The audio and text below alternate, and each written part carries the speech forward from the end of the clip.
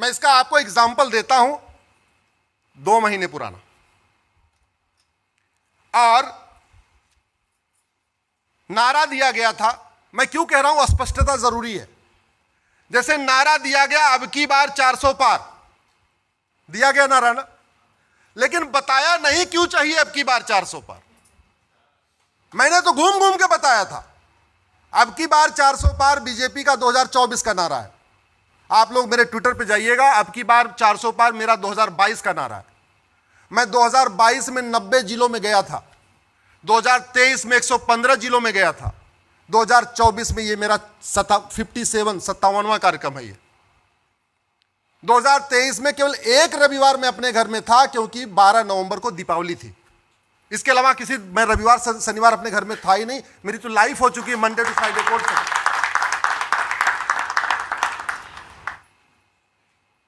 हमारी पीआईएल पे लोग करोड़ों कमा चुके हैं, क्योंकि हमारी पीआईएल का विरोध करने वाले बड़े दिग्गज वकील आते हैं, 20-20 लाख वो फीस लेते हैं और करोड़ों रुपए कमा चुके हैं।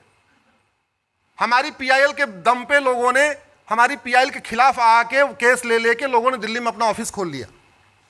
मेरे पास दिल्ली में ऑफिस नहीं है, मेरे पास दिल्ली एनसीआर में कहीं ऑफिस ही नहीं है। मैं जो कुछ करता हूं अपने घर से करता हूं, और घर भी मेरा 40 किलोमीटर दूर है सुप्रीम कोर्ट से, जहां मुझे 1.5-2 घंटे लगता है आने जाने में। बड़े मुश्किल से मैंने काम शुरू कराया, लेकिन वो काम भी पूरा नहीं हो पा रहा है। ये अपनी वेदना बता रहा हूं। ऐसा नहीं कि भारत में लोगों के पास धर्म के लिए लोग चाहते नहीं है, लेकिन ये कड़वी सच्चाई बता रहा हूं। हमारे खिलाफ भूतपूर्व गृह मंत्री, भूतपूर्व वित्त मंत्री खड़े होते हैं, हमारी पीआईएल का विरोध करने के लिए 10-10 लाख रुपए लेते हैं, लेकिन मुझे ऐसा कभी कोई समर्थन नहीं हुआ। सुरेश चौहान जी बैठे हैं, वो अच्छी तरीके जानते हैं। मैंने छोटा सा प्लॉट लिया दिल्ली में, तो मैं ले ही नहीं सकता, मेरी औकात नहीं है। मैंने गाजियाबाद में लिया, उसका भी मैं निर्माण नहीं करा पा रहा हूं। क्यों? क्योंकि मुंह से समर्थन बहुत अच्छा है, ओरल समर्थन खूब है, और कोई समर्थन नहीं है। कई बार फ्रस्ट्रेशन भी होती है कि मेरे साथ के वकीलों के पास दिल्ली में ऑफिस है, मेरे साथ के वकील मर्सिडीज से चलते हैं, मेरे साथ के वकील वीकेंड मनाते हैं। मैं वैगनार से चलता हूं, वो भी सीएनजी लगी हुई। मैं वीकेंड नहीं मनाता, मैं बच्चों के साथ डिनर करने नहीं जाता, मैं बच्चों के साथ कहीं घूम नहीं पाता। मेरा Monday to Friday court, Saturday Sunday बाहर गुजर जाता है। सोचता हूं इस चीज को, लेकिन फिर सोचता हूं कि छत्रपति शिवाजी महाराज ने तो कुछ नहीं सोचा ऐसा। अगर छत्रपति शिवाजी महाराज ऐसा सोचते तब क्या होता, सावरकर जी ऐसा सोचते तब क्या होता, गुरु गोविंद सिंह जी ऐसा सोचते तब क्या होता। उन्हीं महापुरुषों से प्रेरणा मिलती है और फिर अपने काम में लग जाते हैं। यह यात्रा हमारी चलती रहती है। घटिया कानून के कारण हम इस बार दो चीजों के कारण इस बार हम 400 पार नहीं कर पाए। पहला, 400 पार का नारा दिया, लेकिन यह नहीं बताया क्यों चाहिए 400 पार। अगर हमने 5 बात, 8 बात, 4 बात बता दिया होता, हमको 400 पार दे दो, हम घुसपैठ के खिलाफ कठोर कानून बनाएंगे, हमको 400 पार दे दो, हम धर्मांतरण नियंत्रण कानून बनाएंगे, हमको 400 पार दे दो, हम जनसंख्या नियंत्रण कानून बनाएंगे, हमको 400 पार दे दो, हम देश में समान शिक्षा लागू कर देंगे, नफरत पर आने वाले स्कूलों को बंद कर देंगे, हमको 400 पार दे दो, हम अश्लीलता नियंत्रण कानून बना देंगे। मैं गारंटी के साथ कहता हूं 400 पार हो जाता। इसी 400 पार से हमें यह सबक लेना चाहिए। हम केवल कहेंगे हिंदू राष्ट्र बनाएंगे, हिंदू राष्ट्र बनाएंगे, राम राज्य लाएंगे, हमें समर्थन नहीं मिलेगा जब तक हम ये नहीं बताएंगे हिंदू राष्ट्र से ये खत्म होगा, घूसखोरी खत्म होगी, जमाखोरी खत्म होगी, मिलावटखोरी खत्म होगी, घुसपैठ खत्म होगा। हम जब तक उसके कारण नहीं बताएंगे तब तक हमें भी वो समर्थन नहीं मिलेगा। नारा भी आपने देख लिया एग्जाम्पल। और कानून कितना घटिया है। दूसरा, हमारा जो इस बार 400 पार न होने का कारण कैसा था वो आपको बताता हूं, और उसका भी मूल कारण घटिया कानून है। गृह मंत्री अमित शाह जी का फर्जी वीडियो वायरल कर दिया गया कि हम आरक्षण खत्म कर देंगे। अरुण गोविल जी का वीडियो वायरल हुआ कि हम दलितों के यहां खाना नहीं खाएंगे। बीजेपी नेताओं का फर्जी वीडियो वायरल हुआ जिसमें SC ST को पीट रहे हैं। प्रधानमंत्री मोदी जी का एक फर्जी वीडियो वायरल हुआ जिसमें कह रहे हैं मनुस्मृति लागू कर देंगे। किरोड़ी लाल मीणा जी का एक वीडियो वायरल हुआ जिसमें कह रहे हैं आरक्षण खत्म कर देंगे। आचार्य प्रमोद कृष्णम जी का हुआ कि अब की बार 400 पार हो जाएगा, भारत में मनुस्मृति लागू हो जाएगी। एक फर्जी वीडियो योगी जी का वायरल हुआ कि अब की बार 400 पार हो जाएगा, SC ST का आरक्षण खत्म हो जाएगा प्रमोशन का। एक प्रधानमंत्री मोदी जी का आरक्षण विरोधी फर्जी वीडियो वायरल हुआ। एक फर्जी वीडियो वायरल हुआ कि अखिलेश यादव मंदिर में जा रहे हैं तो उस मंदिर को धोया जा रहा है। एक भागवत जी का फर्जी आरक्षण विरोधी वीडियो वायरल हुआ। इसके अलावा एक मोदी जी का फर्जी वीडियो वायरल हुआ जिसमें वो मराठा समुदाय को लुटेरा कह रहे हैं। एक फर्जी वीडियो वायरल हुआ योगी जी अमित शाह जी का जिसमें वो ठाकुरों को गाली दे रहे हैं। एक योगी जी का फर्जी वीडियो वायरल हुआ जिसमें वो ब्राह्मणों को गाली दे रहे हैं। एक फर्जी वीडियो वायरल हुआ कि दलितों ने वोट नहीं दिया, फर्स्ट फेज में उनकी पिटाई हो रही है। एक प्रधानमंत्री जी का फर्जी वीडियो वायरल हुआ जिसमें वो सिखों का अपमान कर रहे हैं। एक फर्जी वीडियो वायरल हुआ विश्व हिंदू परिषद का कि नहीं, राष्ट्रपति द्रौपदी मुर्मू जी को नहीं बुलाना है क्योंकि वो दलित हैं। एक फर्जी वीडियो अमित शाह जी का फर्जी वीडियो वायरल हुआ जिसमें वो कह रहे हैं कि जो मोदी जी की गारंटी है, गारंटी नहीं है, जुमला है। एक और फर्जी वीडियो वायरल हुआ, वो उसमें आधा सही आधा गलत था, जिसमें नड्डा जी कह रहे हैं हमको आरएसएस की जरूरत ही नहीं है। एक प्रधानमंत्री जी का फर्जी वीडियो कर्नाटक में वायरल हुआ जिसमें कह रहे हैं कर्नाटक के लोग पापी होते हैं। एक फर्जी और वीडियो वायरल हुआ जिसमें प्रधानमंत्री जी योगी जी को धक्का देके काशी विश्वनाथ मंदिर में पीछे कर रहे हैं। एक और ऐसे अनेक फर्जी वीडियो वायरल हुए। और ये फर्जी वीडियो हमारा आपका आम आदमी का नहीं, आम जनता का नहीं है, सांसदों का फर्जी वीडियो है, गृह मंत्री अमित शाह जी का फर्जी वीडियो है, प्रधानमंत्री मोदी जी का फर्जी वीडियो है। और मैं गारंटी के साथ कहता हूं ये जितने फर्जी वीडियो वायरल हुए इनको कुछ नहीं होगा।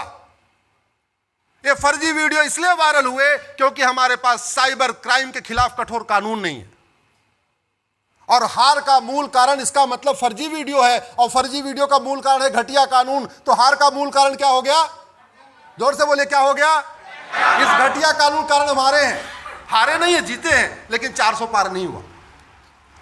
दो बड़े कारण है। एक तो हमने 400 पार क्यों चाहिए बताया नहीं, दूसरा 400 पार खिलाफ जो फर्जी वीडियो वायरल हुआ उसके खिलाफ हमारे पास कठोर कानून नहीं था।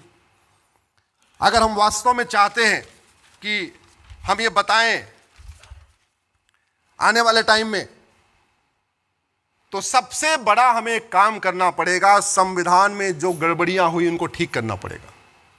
हमें बड़ी खुशी है कि 25 जून को, अब से 5 दिन पहले, संसद में एक प्रस्ताव आया है कि वो इमरजेंसी इल्लीगल थी। आया ना प्रस्ताव? लेकिन उस प्रस्ताव से जमीन पे कोई बदलाव नहीं आएगा। वो प्रस्ताव का प्रस्ताव है। जमीन पे तब बदलाव आएगा जब एक और प्रस्ताव आए कि उस इमरजेंसी के दौरान जितने संविधान में संशोधन हुए और जितने कानून बनाए गए वो सारे बेकार हैं, वो सारे खत्म हो जाएंगे। तब बदलाव आएगा। केवल इमरजेंसी को काला दिन, काला इतिहास बताने से कोई बदलाव नहीं आने वाला। वो केवल एक एकेडमिक डिबेट रहेगी।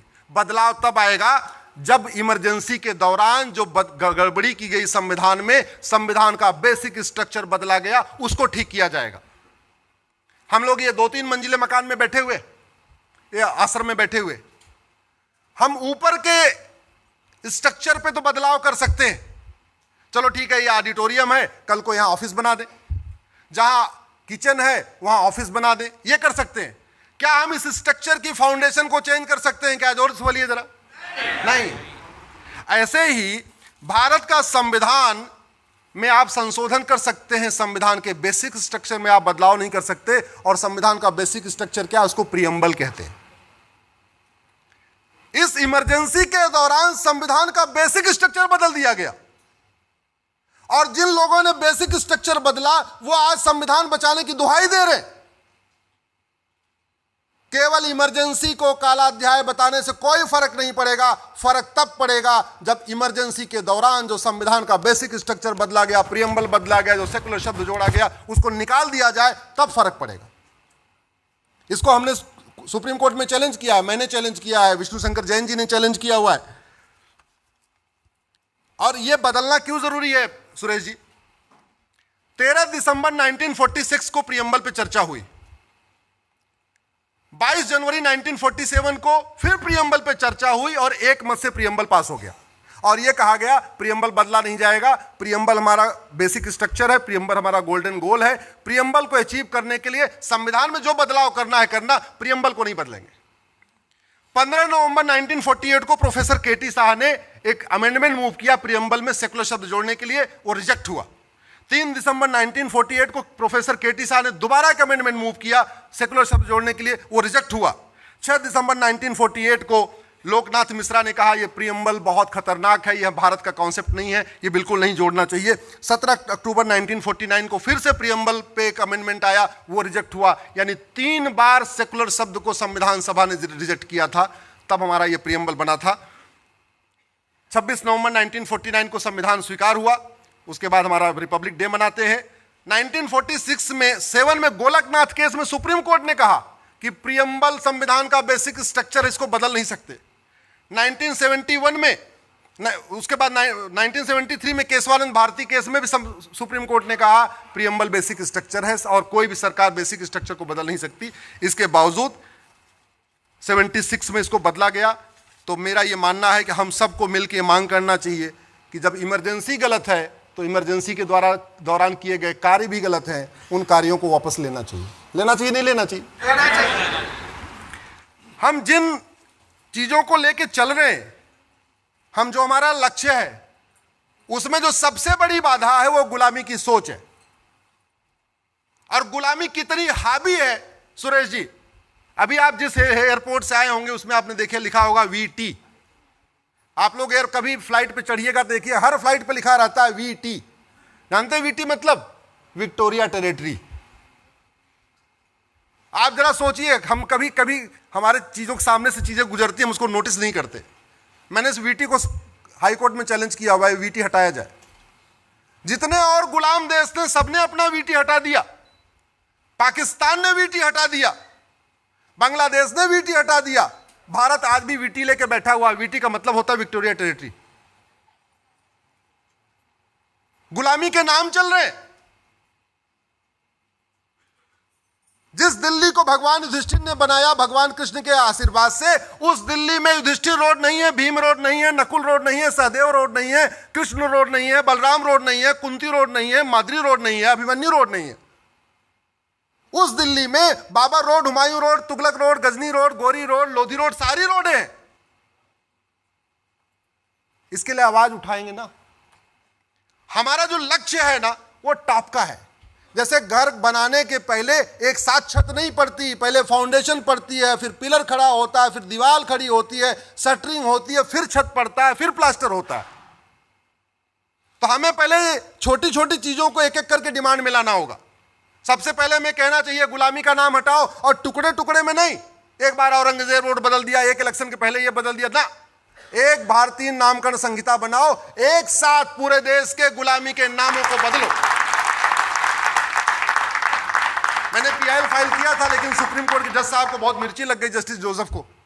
बोले इससे तो देश उबल जाएगा। हमने देश क्यों उबल जाएगा? अरे जिन वैसी दरिंदों ने हमारे माताओं बहनों का बलात्कार किया, जिन वैसी दरिंदों ने हमारे पूर्वजों की हत्या किया, उनके नाम पे सड़क मोहल्ले गलियां क्यों होनी चाहिए? हम स्वतंत्र हो चुके हैं, हम संप्रभु हो चुके हैं, उनके नाम पे क्यों होनी चाहिए? हमें सबसे पहले उसके बाद मांगना चाहिए कि सारे गुलामी के निशान हटाओ। वैसी दरिंदों के द्वारा जितने हमारे मठ मंदिर तोड़े गए हैं उसको रिस्टोर करना चाहिए। और रिस्टोर करने के लिए अगर कोर्ट की लड़ाई चलेगी तो बहुत साल चलती रहेगी। पहले डिस्ट्रिक्ट कोर्ट में मुकदमा चलेगा, फिर हाई कोर्ट में मुकदमा चलेगा, फिर सुप्रीम कोर्ट में मुकदमा चलेगा। एक बार भोजशाला का चलेगा, एक बार भद्रकाली का चलेगा, एक बार मथुरा का चलेगा, एक बार यहां नहीं। एक भारतीय धरोहर संहिता बनाइए, एक साथ एक उसमें कमीशन बनाइए, भारतीय धरोहर आयोग बनाइए, उसमें एक्सपर्ट रख दीजिए, जज को रखिए, हर तबके से लोगों को रखिए। उसके बाद आइडेंटिफाई करिए कि भाई मुगल काल में इतने इतने मठ मंदिर तोड़े गए थे। एक कानून लाइए, जैसे प्लेस ऑफ वर्शिप एक्ट आया था वैसे एक भारतीय धरोहर संहिता बनाइए, एक साथ सबको रिस्टोर कर लीजिए, खत्म बात हो गई।